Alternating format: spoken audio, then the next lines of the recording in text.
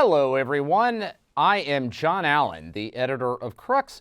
This is Last Week in the Church, the show rigorously, faithfully, relentlessly devoted to bringing you news about the Vatican and the Catholic Church you already know and that has already happened. Now, if you are watching the show in the United States today, I want to wish you a very happy Labor Day. However, I am in Italy. That's not a holiday here, so I am marking this day by, well, laboring. And speaking of Italy, Italians like to talk about the maledizione di settembre, the September curse. Basically, the idea is every Italian takes their summer vacation in August. Often it's the entire month. It can take some time to shake off the doldrums of that vacation period.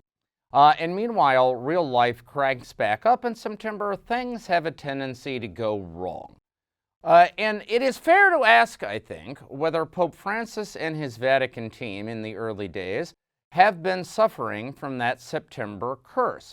Because over the last week, we have seen 4 different episodes that have raised eyebrows, caused tongues to wag, and begged the question of whether or not the Pope and his squad are just maybe a little out of sync.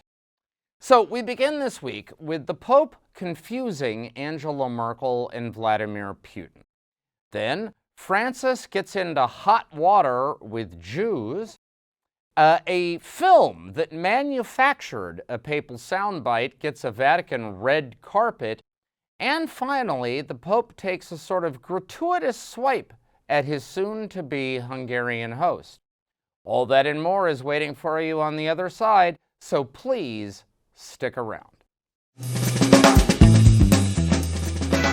All right, we begin this week with the Pope apparently not being entirely clear about the difference between German Chancellor Angela Merkel and Russian President Vladimir Putin. The big Vatican news of the past few days was that Pope Francis gave a major interview to the Spanish broadcaster COPE. Now, COPE is owned by the Spanish Bishops' Conference, but it's a major broadcaster in Spain. I mean, it's like sort of NPR in Spain. It's a network that lots of Spaniards would listen to for the morning news in their cars on the way to work, for instance. So it's a big deal. In fact, at one point, a former COPE broadcaster from Rome was the deputy spokesperson of the Vatican, Paloma Garcia. And so the news that Pope Francis was giving in this interview to COPE in itself came with a kind of, a stamp of significance. It was like those old E.F. Hutton commercials in the States. People listened.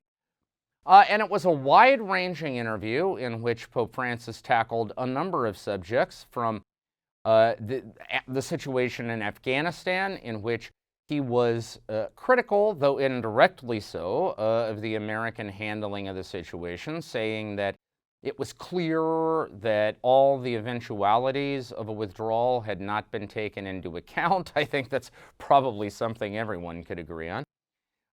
He talked about his own health, revealing for the first time that his recent bout with colon surgery was maybe a little bit more serious than people had thought, saying that it was a nurse in the Roman Gemelli hospital who had saved his life. The second time he said a nurse had saved his life. Also dismissed speculation about a papal resignation, saying every time the Pope is sick, the winds or even a hurricane of talk about a conclave are let loose. He discussed the Latin Mass, saying that Benedict XVI's gesture of opening it up was one of exquisite humanity, but it didn't work out as it planned. It became an ideological thing, and so he had to shut it down, and on and on. But the truth of it is, relatively little of that made headlines around the world. Instead, it was his comments about Angela Merkel of Germany. The Pope praised Merkel at some length as someone of great wisdom, great insight, a kind of formidable leader who should be taken seriously. But he introduced all of that by quoting Merkel to the effect that it is a mistake to try to introduce Western models of democracy on other countries. It is irresponsible, and that it leads to destabilization. Now, so far so good. The problem is the actual quote that Francis cited is not from Angela Merkel. It is from Russian President Vladimir Putin, who I think most people would probably say is not exactly one of the leading exponents of democracy, at least in the Western sense of the word, on the global stage. Now, in and of itself, you could say, come on, I mean, this is really no big deal. Who among us hasn't at one point or another gotten a quote wrong, right? We think something is Wordsworth and it actually turns out to be Emerson, or we think something was Shakespeare that actually turned out to be Keats, or, I mean, who knows, right? And so from a certain point of view, you could say no harm, no foul. The only problem here is that Francis was extolling the virtues of Angela Merkel, again, at some length in this interview. And it is slightly embarrassing to find out that the Pope doesn't even actually know, apparently, what Angela Merkel said or didn't say. Now, in isolation, that probably means nothing. But we have to take it in tandem with a couple of other things that unfolded during the same period of time. So let's shift to our second item in this week's rundown, which is Francis gets into hot water with Jews. So on August 11th, Pope Francis held his normal Wednesday general audience, and as popes do during the general audience, he was reflecting on a passage from Scripture.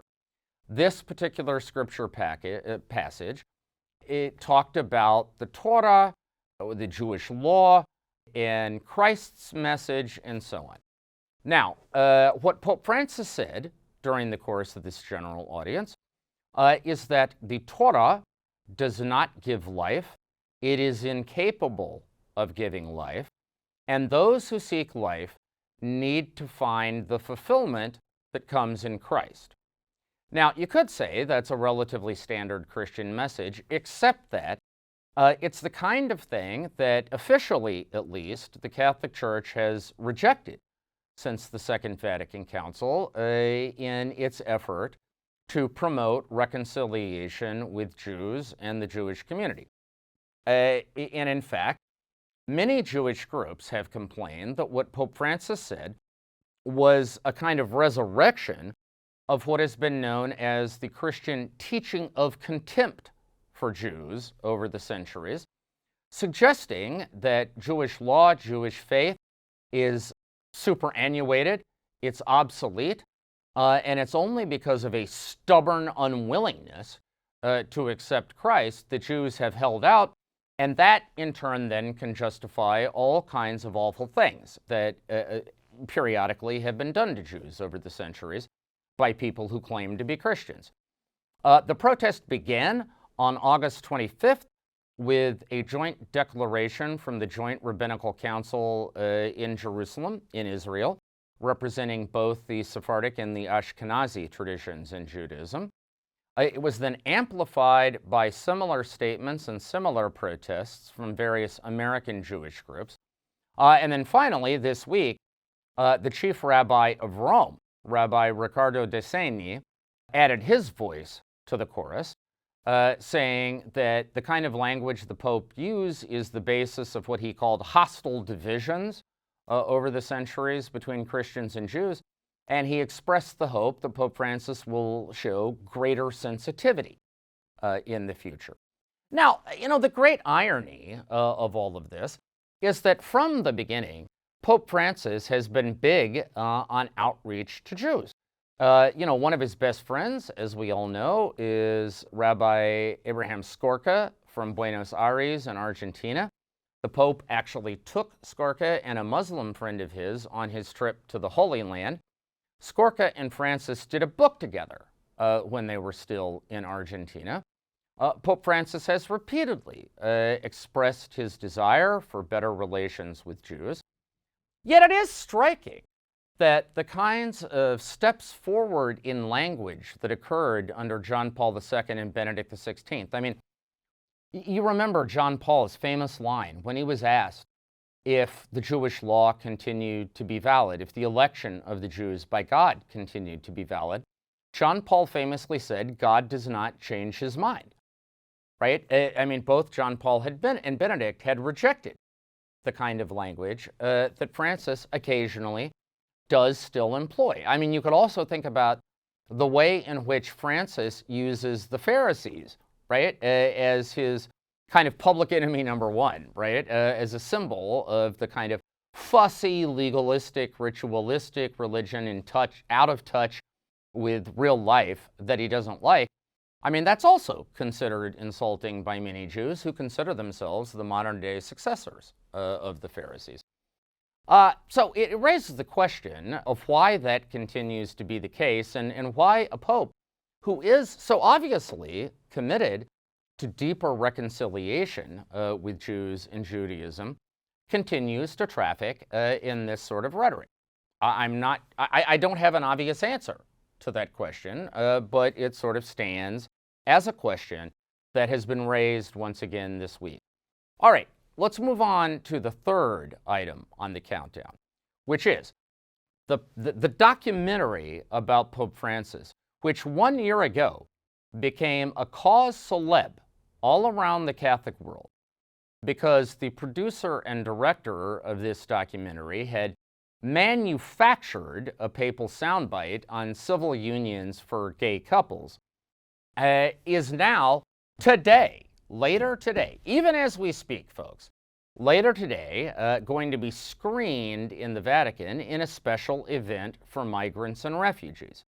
The Vatican under Pope Francis, the Vatican has this custom of creating these kind of 5-star VIP events, but instead of inviting the movers and shakers, right, the titans of the earth, rich people, they invite migrants and refugees. And it's a kind of the last shall be first thing, right? And so they're doing that again today. But what they are doing today is they are screening a documentary called Francesco by a Russian filmmaker named Eugene Avenivsky. This documentary came out last year, initially to much acclaim, because Avenivsky said that he had had exclusive access to Pope Francis, recorded all of these exclusive interviews, and while the film does celebrate Francis's efforts on behalf of migrants and refugees and climate change and a number of other things, it also has a clear focus on the Pope's outreach to the gay community. Now, Avenivsky himself is openly gay. He is an activist on behalf of gay rights. And the thing from the film that really made headlines around the world when it came out was this line from Pope Francis in which he says that gay people have a right to a family, they can't be kicked out from a family, and that there needs to be a legal recognition of that right to a family. And headlines around the world proclaimed that Pope Francis had boldly just come out in favor of civil unions for gay couples. Now, however, then the intrepid Vatican press corps began to peel back the onion, and what became clear is that what Avenivsky had actually done is that he had taken snippets not of his own FaceTime with Pope Francis, but of a previous interview with Pope Francis done by a Mexican journalist, and he had stitched different parts of that interview together, covering over the editing with a cutaway during the film, in order to create a soundbite that Pope Francis had never actually spoken. Now, this caused tremendous scandal. As it was playing out, the Vatican's communications department put out an internal memo ordering its personnel not to comment. The Vatican Secretary of State eventually released a kind of anodyne statement saying it's under review. Shortly thereafter, the Vatican's Congregation for the Doctrine of the Faith put out a directive to bishops around the world saying Catholics cannot bless same-sex unions. And so it was all kind of left as a mess. Now, What needs to be said is that neither Pope Francis nor any of his advisors ever directly condemned the film. They did not make any efforts to distance themselves from the impression that was created by the film.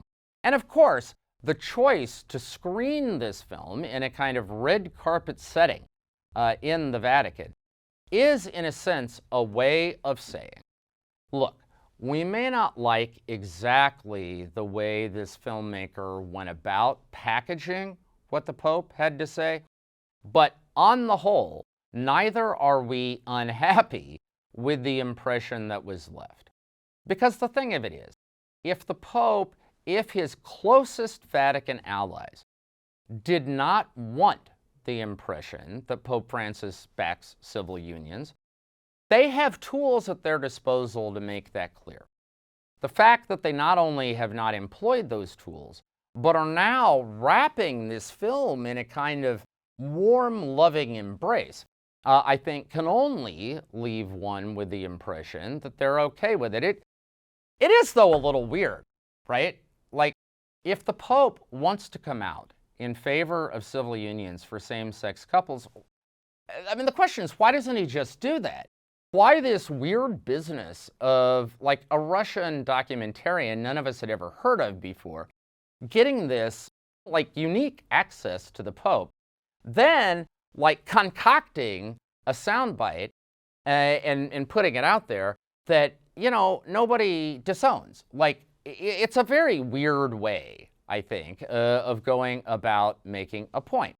But, you know, this is the 21st century, and the weird is just the new normal, right? So maybe this is how people communicate in this era. I don't know. Okay, final thing on this week's countdown. The Pope takes a seemingly gratuitous swipe at the politician who was soon to be his host in Hungary. So next Sunday, Pope Francis leaves for a 3.5-day swing in Hungary and then Slovakia. Basically, he's going to be in Hungary for one day. He's going there to celebrate a Mass for a Eucharistic Congress unfolding in Hungary. And then he's off for a state visit to Slovakia. Now, his host, obviously, in Hungary, well, let me back up and say that whenever the Pope takes a trip, a foreign trip, he has two hosts. Okay, there's the local church, sure, but there's also the government of the country he's visiting. So on the government side, his host will be the head of government, and that is Hungarian Prime Minister Viktor Orbán. Now, the thing of it is, Orban and Francis are not exactly kissing cousins, okay? In fact, if you were to ask the question, what is the kind of politician right now that just gets under Pope Francis's skin, that just, you know, that just drives him nuts? Pretty much you would come up with a profile of Viktor Orban. He is a right-wing, nationalist, populist, anti-immigrant, defender of traditional identity, anti-gay, like, you know, pretty much everything that we all know Pope Francis doesn't approve of. Now, you know, but popes go onto hostile territory all the time, right? I mean, probably half of the papal trips in history have taken a pope someplace with politicians, you know, with whom they had their differences. And usually the idea is to paper over these things gracefully because everybody wants the trip to go well. Nobody wants the trip to be derailed by some kind of political spat, right? That's usually how it works.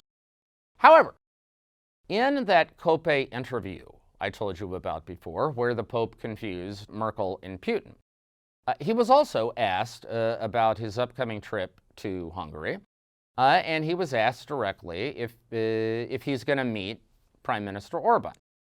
Now, the Pope's answer was very interesting. He said, oh, you know, I don't know. He said, I know there's going to be a meeting with authorities of the country, but I'm not sure who's coming. Really? Because when the trip to Hungary was announced, there was all kinds of speculation about a meeting between Orban and Francis. It would obviously be dramatic. And so therefore, this was subject to excruciating, intense, detailed negotiations between the Hungarian government and the Vatican. It was eventually agreed that there would not be a private meeting with Orban, but Orban and the Hungarian president and some other Hungarian officials would have a kind of collective session with Pope Francis when he arrived. Now, as I say, nobody in the Hungarian government and nobody in the Vatican. I mean, I'm talking about the guy who opens the mail for the Secretary of State in the morning in the Vatican. They all knew where things stood in terms of how this meeting was going to work. So the idea that the Pope has not been briefed on that he genuinely doesn't know, frankly, doesn't pass the smell test. It's a little silly. So in context, the only way to take this is that Pope Francis simply didn't want to acknowledge that he was going to have any FaceTime with Orban, because then he would have to talk about, the nature of that meeting, and that might not lead any place good.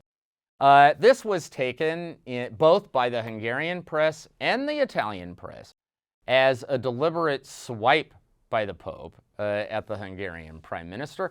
In fact, one Italian newspaper headlined their coverage, "The Pope's low blow against Hungary's Orban."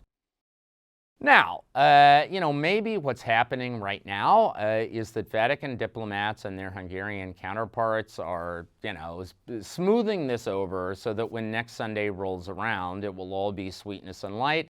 We will see. But, the record of Orban is that he is not one to suffer or perceived insults gladly. And so it's going to be very interesting to see what he has to say to the Pope next Sunday, what the Pope has to say to them, to Orban, the body language between the two men, and so on. All I can tell you is that this just is not business as usual. And that raises, I guess, the main takeaway for this week's show, which is Pope Francis just isn't a business as usual Pope. A business as usual Pope, if he was going to praise a particular global leader, such as Angela Merkel, would have consulted his diplomats beforehand. They would have Googled the line the Pope wanted to quote and realized it wasn't from Merkel, it was from Putin, and would have advised him thusly. A Pope who wanted to talk about the relationship between Judaism and Christianity, between the Torah and Christ, would have consulted his experts on Catholic-Jewish relations, who would have advised him to avoid anything that would seem reminiscent of the teaching of contempt, what theologians call supersessionism, and would have briefed him on the kinds of language that would have been appropriate to make the same point. A Pope who was getting ready to take a foreign trip someplace and was going to comment on the head of government of that place, again, would have consulted his diplomats who would have told him not to do this. And a Pope whose team was going to host the screening of a film that had generated massive controversy just a few months ago probably would have been advised to say something about that before announcing the event in order to head off potential misunderstandings. But look, this is just not how Francis rolls. Francis is a Pope who calls his own shots. He does not convene spin doctors and media war rooms before he wades into something. And he often doesn't spend a lot of time worrying about the potential consequences of something he is going to say or do if he perceives it to be genuine and true. Now, many people find that part of this Pope's charm. He's not a corporate brand. He's not a figurehead. He is his own man, and when he talks, it is Jorge Mario Bergoglio speaking and not some Borg-like Vatican collective.